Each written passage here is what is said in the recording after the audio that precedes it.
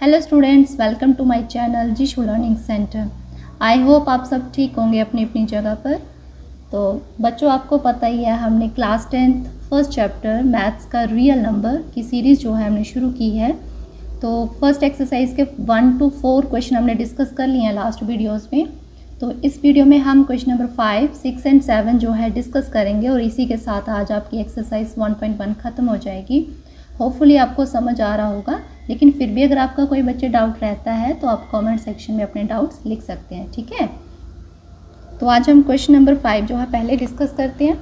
तो question number 5 लिखा है कि चेक वेदर 6 की power n can and with the digit 0।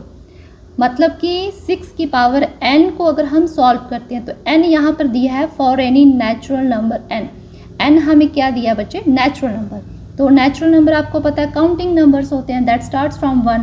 सो अगर 6 की पावर 1 है, 6 की पावर 2 है, 6 की पावर 85 है, it may be in hundreds, ठीक है। तो कहते हैं अगर हम उसको सॉल्व करते हैं, सॉल्व करने से जो नंबर ख़त्म होता है, एंड होता है उसका, क्या वो एंड वाला डिजिट उसका 0 आता है कि नहीं आता है, वही हमने इसको डिस्कस करना है, ठीक है। तो क्वेश्चन सॉल्व करने से पहले मैं थोड़ा सा आपको समझा देती हूँ बच्चे। तो बच्चे, आपने डिविजिबिलिटी टेस्ट तो की होगी, 7th क्लास में हम लोग डिस्कस करते हैं उसको। तो डिविजिबिलिटी टेस्ट में हमने पढ़ा है कि अगर हमें लास्ट डिजिट जो है 0 चाहिए, ठीक है। अगर लास्ट नंबर डिजिट 0 है तो वो क्या होगा, वो अगर लास्ट डिजिट 0 है तो वो सिर्फ और सिर्फ 10 से डिवाइड होगा, ठीक है। सिर्फ और सिर्फ 10 से डिवाइड होगा। डेली लाइफ में आप एग्जाम्पल्स देखते ही हैं। जैसे एग्जाम्पल अगर मैं बात करूँ 2020 की, ठीक है, तो इसको कौन डिवाइड? 10 कर सकता है डिवाइड, बिल्कुल 10 डिवाइड कर सकते हैं, ये आ गया, ठीक है। तो अगर हम करेंगे 30 की बात तो 30 को भी 10 डिवाइड कर सकता है 3 से, ठीक है बच्चे। तो कहने का मतलब कि लास्ट डिजिट अगर आपका 0 आता है तो 10 जो है उसको डिवाइड डेफिनेटली करेगा ही करेगा, ठीक है। तो हमें यहाँ पे बताना है कि 6 की पावर n जो है वो उसका नंबर जो है, कहते कैन वो एंड विद 0। अगर ये नंबर 0 से एंड होता है so it should be divided by 10, ठीक है। It should be divided by 10। और 10 हमें पता है 10 के फैक्टर्स क्या होते हैं, 5 और 2, ठीक है। 10 के फैक्टर्स क्या होते हैं, 5 और 2, क्योंकि 10 5 2 10 होता है। तो कहने का मतलब है जो भी नंबर आपका 0 से ख़त्म होता है, जो भी नंबर आपका 0 से ख़त्म होता है तो वो 10 से तो डिवाइड होता है। तो जो 10 के फैक्टर्स हैं लाइक 5 और 2, इनसे भी वो डिवाइड होगा, ठीक है। तो जैसे मैंने एग्जांपल लिखी है 20/10। अगर हम यहाँ पे देखो 10 से तो डिवाइड हुआ, लेकिन अगर मैं 20 को 5 से डिवाइड कर दूँ तो ये भी चला जाएगा, 5 4 जा 20 आपको पता है। तो वही अगर 20 को मैं 2 से डिवाइड करूँ तो ये 10 से चला जाएगा, 10 2 जा 20। क्लियर? मीन्स कि अगर वो 10 से डिवाइड हो रहा है तो 5 और 2 से भी डिवाइड होगा, तभी वो नंबर जो है एंड होगा विद 0 से, ठीक है। बट क्वेश्चन में हमारे साथ उन्होंने बात की है 6 की पावर n की, 6 की पावर n। तो 6 की जो प्राइम फैक्टराइजेशन वो क्या होती है बच्चे? 2 3 जा 6, राइट। 2 3 जा 6, तो मतलब n पावर तो n है, उसको एज इट इज़ रखेंगे, पावर कुछ भी आपकी हो सकती है, बट 6 का जो है 2 और 3 होता है, ठीक है। 2 3 जा 6। सो कहने का मतलब है कि अगर 10 से, अगर नंबर 0 से वो ख़त्म हो रहा है सो या तो उसको 5 डिवाइड करेगा या तो 2 करेगा। बट यहाँ पे 2 तो आ गया, बट 5 जो है प्राइम फैक्टराइजेशन में नहीं आया। सो यहाँ से कंक्लूजन क्या निकलता है कि 6 की पावर जो मर्जी आप ले लो वो कभी भी 0 से ख़त्म नहीं होगी, ठीक है। 0 से ख़त्म तभी होगा अगर वो नंबर 5 और 2 दोनों से डिविजिबल है तो, ठीक है बच्चे। ऐसा क्यों? क्योंकि 10 की फैक्टराइजेशन क्या होती है, 5 × 2, ठीक है बच्चे। होपफुली आपको समझ आया होगा। तो अभी हम स्टार्ट करते हैं, ठीक है। तो यहाँ पर इसको सॉल्यूशन जो है वो क्या आ जाएगा, हमें पता है if any numbers end with the digit 0 then it is divisible by 10। ठीक है, यही है कि अगर कोई भी नंबर जो है डिजिट 0 से ख़त्म होता है तो वो 10 से डिविजिबल होगा। अगर इन अदर वर्ड्स की बात हम करें, in other words it will also divisible by 5 × 2। हमने अभी डिस्कस किया, क्यों? क्योंकि हमें पता है 10 जो है किसके इक्वल होता है, 5 × 2 के, राइट। तो प्राइम फैक्टराइजेशन करते हैं उसकी। प्राइम फैक्टराइजेशन ऑफ किसकी, 6 की पावर n की क्या आएगा, 3 × 2, right. So what you observed, it is observed that 5 is not in the prime factorization of 6 की पावर n। ठीक है बच्चे, देखा ना कि अगर वो नंबर 10 से डिविजिबल हो रहा है तो वो 5 × 2 से डिवाइड होगा। ठीक है, बट प्राइम फैक्टराइजेशन 6 की पावर n की क्या है, 3 × 2। तो 5 जो है वो 6 की पावर n की प्राइम फैक्टराइजेशन में नहीं आ रहा। ठीक है, so therefore for any value of n, कोई भी आप वैल्यू ले लो n की, तो 6n जो है इज नॉट डिविजिबल बाय 5। ठीक है, सो देयरफॉर इन्होंने क्या लिखा था कि वेदर 6 की power n can and with the digit 0, तो हम लिखेंगे देयरफॉर 6 की power n can not and with the digit 0। ठीक है बच्चे, लिखेंगे 6 की power n can not and with the digit 0 for any natural number, for any natural number। ठीक है बच्चे, आई होप आपको समझ आई होगी। सो ये था आपका क्वेश्चन नंबर 5। तो बच्चे इसमें मैंने बता दिया आपको कि 6 की पावर n जो है उसका कभी भी डिजिट, अगर आप इसको सॉल्व करते हैं तो उसका कभी भी नंबर जो है 0 से ख़त्म नहीं होगा। तो रीज़न क्या है आपको मैंने अभी बताया, जिसका लास्ट डिजिट 0 होता है वो हमेशा हमेशा 10 से डिवाइड होता है। ठीक है, ऑलवेज। तो 10 की प्राइम फैक्टराइजेशन 5 × 2। ठीक है, अगर कोई नंबर 10 से डिवाइड हो रहा है then it must be divisible by 5 × 2। तो 6 की प्राइम फैक्टराइजेशन 3 × 2 होती है। तो ज़रूरी नहीं कि अगर आपको पेपर में 6 की पावर n की जगह अगर कोई और नंबर दे देते हैं, लाइक यहाँ पे 4 की पावर n दे देते हैं, या 7 की पावर n, या 15 की पावर n, तो आपको सेम वे में आपको सॉल्व करना है, बस आपको उसकी प्राइम फैक्टराइजेशन चेक करनी है। तो प्राइम फैक्टराइजेशन में अगर 5 और 2 आ रहा है तो देन वो नंबर जो है एंड हो जाएगा विद द डिजिट 0 से। ठीक है बच्चे, तो ये था आपका क्वेश्चन नंबर 5। तो अब हम क्वेश्चन नंबर 6 जो है वो डिस्कस करते हैं। तो स्टूडेंट्स ये है आपका क्वेश्चन नंबर 6। लिखा है यहाँ पर, explain why 7 × 11 × 13 + 13 and 7 × 6 5 4 3 2 1 + 5 are composite numbers. ठीक है, मतलब आपको 2 नंबर्स दिए हैं, एक ये नंबर आपको पूरा दिया हुआ है। ठीक है, एक नंबर आपको ये चेक मतलब पूरा दिया हुआ है। आपको बताना है कि ये दोनों नंबर जो है वो कंपोजिट नंबर्स क्यों है। ठीक है, तो क्वेश्चन सॉल्व करने से पहले मैं आपको बता देती हूँ कि कंपोजिट नंबर्स क्या होती हैं। अगर आपको कंपोजिट नंबर्स की नॉलेज होगी तो आप इजीली इस क्वेश्चन को सॉल्व कर सकते हैं। ठीक है, तो पहले हम डिस्कस कर लेते हैं कंपोजिट नंबर होते कौन से हैं। ठीक है बच्चे, कंपोजिट नंबर, ठीक है, देखो तो बच्चों हमारे पास जो नंबर्स होते हैं वो हमेशा 2 तरह के होते हैं। एक तो प्राइम नंबर्स आ जाते हैं, दूसरे आ जाते हैं कंपोजिट।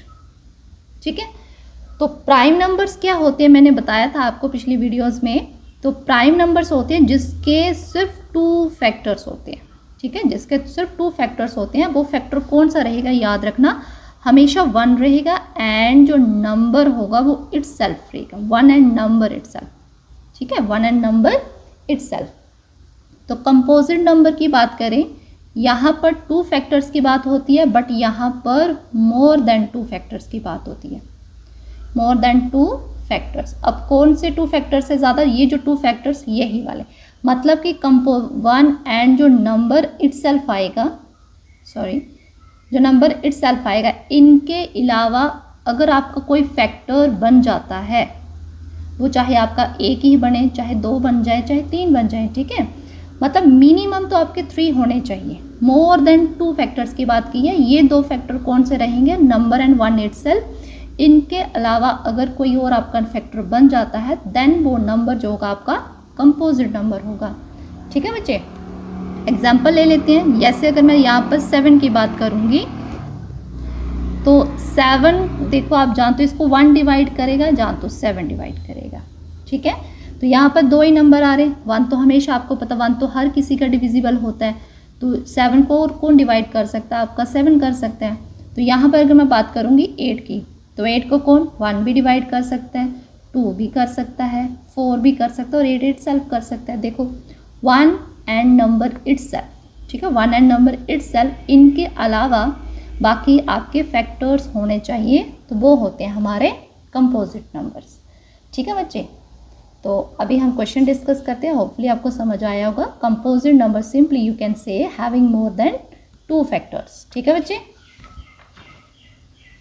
तो यहाँ पर हमें बताना है कि ये जो नंबर हमें बताए हैं कि ये कंपोजिट है कि नहीं है, तो सिंपल हम इनको क्या करेंगे? सॉल्व करेंगे, ठीक है, हम इनको करेंगे सॉल्व। ये है आपका 7 × 11 × 13 + 13, ठीक है। अब नंबर आप चेक करो, ये आपकी एक टर्म बन रही है, ये आपकी दूसरी टर्म बन रही है, 13 इसमें भी आ रहा है, तो इसमें भी आ रहा है, तो आप इसको सिंपली क्या कर सकते हैं? कॉमन ले सकते हैं। क्या बचेगा अंदर? 7 × 11 + 1 आ जाएगा, ठीक है। करो मल्टीप्लाई, 13 7 11 जा, दिस इज 77 + 1, ठीक है। अब आ जाएगा 13, 77 + 1 कितना हो गया? 78, ठीक है। तो 78 को आप लिख सकते हैं, कितना होता है? 13 6 जा, ठीक है, 13 6 जा 78। तो बच्चे ये यहाँ पर देखो, जो भी यहाँ पर नंबर मल्टीप्लाई करके आपका आएगा, अगर उसके हम फैक्टर्स बनाएंगे तो यहाँ पर 13 बन रहा है, 13 और 6, मतलब आपका 13 भी बन रहा है, 6 भी बन रहा है, तो जो नंबर होगा वो खुद भी बनेगा और 1 भी बनेगा। सो देखो यहाँ पर मोर देन 2 फैक्टर्स आ गए। So that's why you can say कि ये जो नंबर उन्होंने दिया है 7 × 11 × 13 + 13, ये क्या मेरा is a composite number, right. Similarly जो दूसरा इन्होंने बोला है, इसको भी ऐसे ही सॉल्व करेंगे, 7 6 5 4 3 2 1, ठीक है। वो दिया है 7 6 5 4 3 2 × 1 + 5, 5 इसमें भी आ रहा है, इसमें भी आ रहा है, कॉमन ले लो, कितना आ जाएगा? 5, अंदर 7 × 6 4 × 3 2 × 1 + 1, ठीक है बच्चे। ना करो मल्टीप्लाई इनको, कितना आ जाएगा? दिस इज 7 6 = 42, 4 3 = 12, 12 2 = 24, 1 = 24 + 1, इन दोनों को मल्टीप्लाई कर लो। दिस इज़ 42 × 24 है, ठीक है बच्चे। तो शॉर्ट ट्रिक्स मैंने आपको सिखाई है किस तरीके से करना होता है, तो आप मल्टीप्लाई कर लो इसको। This is 2 2 = 4, 4 2 = 8, 4 2 = 8, 4 4 = 16, this is 8 10 carry 8 9 और 10, ठीक है। ये आपका आ गया 5108 + 1, ठीक है। तो यहाँ पर आ गया 5 × प्लस करेंगे 1009, ठीक है बच्चे। तो यहाँ पर भी आप देख सकते हैं कि जो भी नंबर यहाँ पर मल्टीप्लाई करके आपका आएगा, उसका जो है बेसिकली हमें यहाँ पे खाली बताना है कि कंपोजिट है कि नहीं है। हमें यहाँ पे मल्टीप्लिकेशन करने की ज़रूरत नहीं है। अगर हम मल्टीप्लाई कर भी देते हैं तो दोबारा हमें उसके फैक्टर्स बनाने होते हैं, ठीक है। फैक्टर्स बनाएंगे तो हमें पता चलेगा ना कि इसके मोर देन 2 फैक्टर्स बन रहे हैं कि नहीं बन रहे, ठीक है। So that no need to multiply these numbers, ठीक है। तो एज इट इज़ छोड़ेंगे। तो यहाँ पर देखो आपका 1 और जो नंबर होगा वो उनके अलावा जो है 5 और 109 आपके फैक्टर्स आ रहे हैं। सो यू कैन से जो गिवन नंबर है, ठीक है, वो क्या है हमारा, इज अ कंपोजिट नंबर। ठीक है बच्चे, तो होपफुली आपको ये क्वेश्चन समझ आया होगा। 6 क्वेश्चन इजी था। इन्होंने सिंपल बोला हुआ है कि ये नंबर्स जो हैं चेक करवाओ कि कंपोजिट है कि नहीं है। ठीक है बच्चे, तो ये है बच्चे क्वेश्चन नंबर 7 था आपका। ठीक है, तो 7th क्वेश्चन में लिखा है there is a circular path around the sports, Sonia takes 18 minutes to drive 1 round of the field while Ravi takes 12 minutes for the same. ठीक है, तो मतलब क्या है, मैंने डायग्राम भी बनाई है थोड़ी सी। तो कहते हैं यहाँ पर क्या है, एक सर्कुलर मतलब फील्ड है कोई भी स्पोर्ट्स फील्ड में। ठीक है, तो सोनिया और रवि क्या कर रहे हैं, यहाँ पर राउंड लगा रहे हैं। ठीक है, तो यहाँ पर दिया हुआ है कि जो सोनिया है एक राउंड कंप्लीट करने को 18 मिनट्स लगाती है और जो रवि है वो 12 मिनट्स लगाता है। ठीक है बच्चे, तो देखने में सामने दिख रहा है कि जो सोनिया है वो ज़्यादा टाइम लेती है एज़ कम्पेयर टू रवि। ठीक है, आगे इन्होंने लिखा है suppose they both start at the same time, फिर से उनको सेम टाइम पर सेम पॉइंट पर and at the same time, दोनों को फिर से same point and at the same time पर दोनों को फिर से स्टार्ट कर रहे हैं and go in the same direction, फिर से सेम डायरेक्शन में ही जाना है। After how many times will they meet again at the starting point, तो कितने टाइम के बाद जो है, अगर तो हम दोनों की इंडिविजुअली बात करें, ठीक है, सोनिया की बात करेंगे वो तो दोबारा ही 18 मिनट्स लगाएगी क्योंकि हमें गिवन है। तो रवि की बात करें वो कितना मिनट लगाएगा, वो 12 मिनट्स लगाएगा। बट हमें बोला है how many minutes will they meet again, हम इन दोनों का इकट्ठा टाइम निकालना है। ठीक है, ये स्टार्टिंग मतलब आफ्टर कंप्लीट 1 राउंड, ये दोबारा जो है कितने मिनट्स के बाद जो है दोनों आपस में मीट करते हैं। ठीक है, तो सिंपल सी बात है, यहाँ पर क्या आ जाएगा, हमारा एलसीएम आ जाएगा। क्यों? क्योंकि एलसीएम क्या आ जाएगा, लीस्ट कॉमन मल्टीपल। तो यहाँ पर हमें मिनिमम टू मिनिमम टाइम निकालना है कि कितने टाइम के बाद, कम से कम वो जो है कितने टाइम के बाद दोनों जो है यहाँ से मिल जाएंगे। तो इसलिए हम यहाँ पर क्या निकालेंगे, एलसीएम निकालेंगे। ठीक है बच्चे, तो स्टार्ट करते हैं। जो इसका सॉल्यूशन है वो रहेगा, पहले थोड़ा सा स्टेटमेंट देनी पड़ेगी इसकी। तो यहाँ से आपने जैसे मैंने बोला, जो बोला वही लिखेंगे। It can be observe that, यहाँ से हमने क्या ऑब्जर्व किया कि जो रवि है वो क्या कर रहा है, टेक्स लेसर टाइम।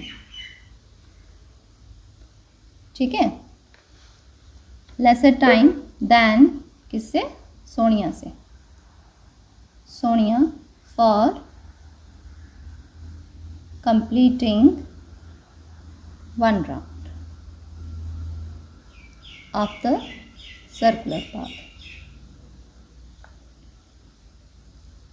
ठीक है बच्चे, तो हमें बेसिकली निकालना क्या है, हमें तो टोटल टाइम टेकन निकालना है। तो सीधा निकालेंगे टोटल टाइम टेकन।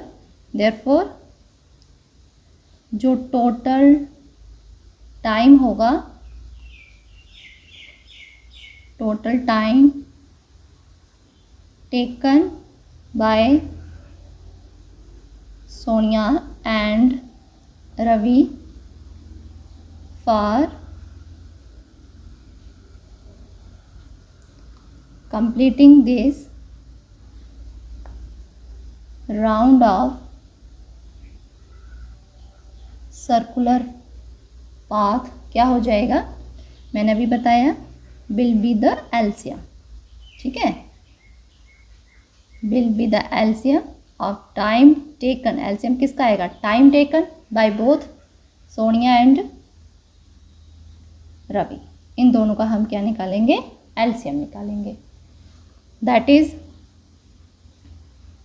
एलसीएम किसका निकालेंगे, 18 मिनट्स का जो सोनिया ले रही है एंड 12 मिनट्स जो रवि ले रहा है।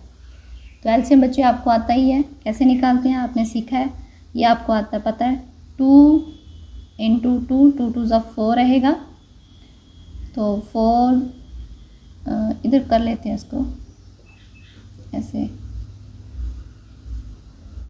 ये आ जाएगा 2 3 3 9, 3 1 3, सॉरी, तो यहाँ पे आएगा 3 × 3। ठीक है, सिमिलरली आपका 12 का आ जाएगा, दिस इज़ 2 इंटू 2, 2 टू ज़ 4, 3 ज़ 12, ठीक है।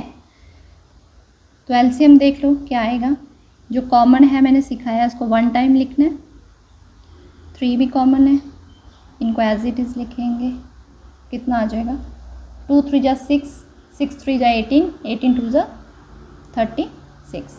सो आफ्टर 36 मिनट्स जो है ये दोनों जो है मीट करेंगे एट द स्टार्टिंग पॉइंट, ठीक है बच्चे। तो लिखेंगे देयरफॉर